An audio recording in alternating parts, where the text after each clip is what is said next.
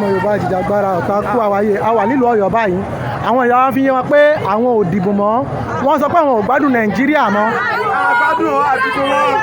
Yorùbá nìṣó kádà dúró Yorùbá nìṣó.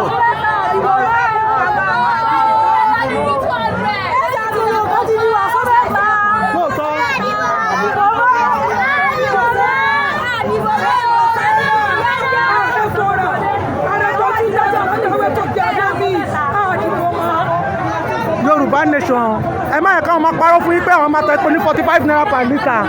irọ́ ló wà ń bẹ̀. ṣé ti rí báyìí ìlú Ọ̀yọ́ la wà yìí o.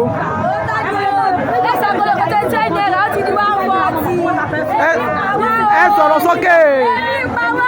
kí lẹ fẹ́ Yorùbá nation la fẹ́ tàbá gba Yorùbá nation tó bá kówó jẹ wọn apá ìdànù ni a ní máa fi pé àwọn fi báìbù fẹ́ẹ̀kì búra fún wọn mọ́ mú omi wá mú ògùn wá ká fi búra tó bá ṣe dáadáa kó kù pa ẹ́ Yorùbá nation Yorùbá nation la fẹ́ màmá.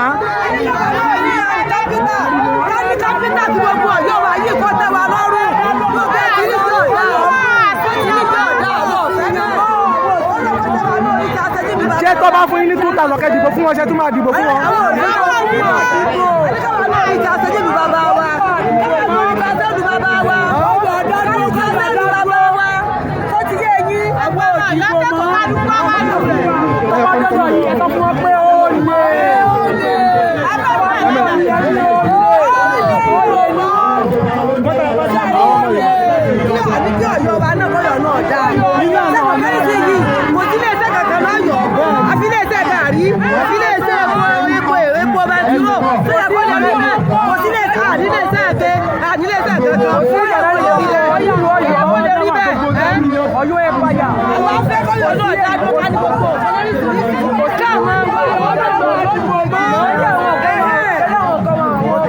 àwọn ọmọ Yorùbá àjìjàgbara ọ̀tá kú àwáyé ọ̀rọ̀ lẹ́tí gbọ́lẹ̀ náà àwọn ìyá wa nìyẹn o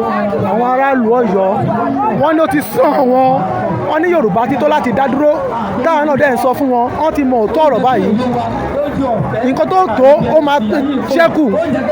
oúnjẹ kò sí epo kò sí petrol kò sí